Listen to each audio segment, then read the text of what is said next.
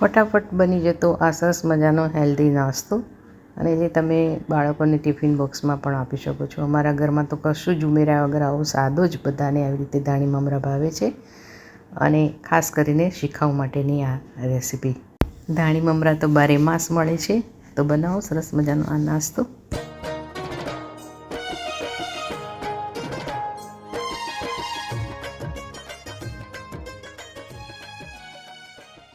નમસ્તે મિત્રો, કેમ છો? માયાદીપક 22 યુટ્યુબ ચેનલમાં આપ સૌનું સ્વાગત છે. ચેનલ મારી ઝડપથી સબસ્ક્રાઈબ કરો, લાઈક કરો, શેર કરો, કોમેન્ટ કરો. તમે મને ઇન્સ્ટાગ્રામ અને ફેસબુક પર પણ ફોલો કરી શકો. તો વધુ કંઈ નહીં કહેતા શરૂ કરીએ આજની સરસ મજાની રેસીપી. દાણી મમરા વઘારવા માટે દાણીને પહેલાં થોડીક વાર શેકી લઈએ છીએ. શેકીને હાથથી ચેક કરી લેવાની છે. ભાગી જાય એટલે શેકાઈ ગઈ છે એવું સમજવું. દાણી મમરાને તમે તડકે તપાવી આગલા દિવસે અને પછી પણ વઘારી શકો છો. તો આવી રીતે મમરાને પણ મેં ધીરા તાપે શેકી લીધા છે. માપ તમે તમારી રીતે લઈ શકો છો. સરસ મજાનું આ શેકાઈ જાય એટલે બંને મિક્સ કરી લઈએ છીએ.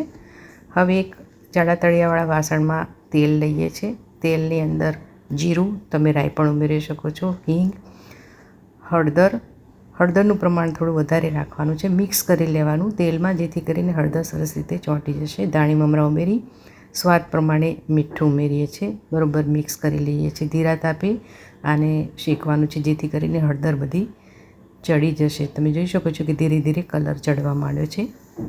હવે ગેસ બંધ કરી અને લાલ મરચું ઉમેરવાનું. બાળકો ખાતા હોય તો સ્કીપ કરવાનું. ગેસ બંધ કરીને મરચું ઉમેરશો તો એ કાળું નહીં પડે અને સરસ લાલ ચટક જેવા દાણી મમરા રહેશે. તો તૈયાર છે સરસ મજાના દાણી મમરા. શિખાઉ માટેની રેસીપી. બધા વઘારતા જ હોય છે, પણ અમારા ઘરમાં આવા સાદા જ ભાવે છે. તમને ખાંડ ભાવતી હોય તો આમાં ખાંડ પણ ઉમેરી શકો છો. મેં સ્કીપ કરી છે. ઘણી બધી વસ્તુ ઉમેરીને ચેવડા સ્વરૂપ આપીને પણ દાણી મમરા વઘાર્યા છે. રેસીપી ગમી હોય તો મારી channel like, share, subscribe, follow કરો, કોમેન્ટ કરો તો ખૂબ ગમશે. Thank you for watching. Enjoy.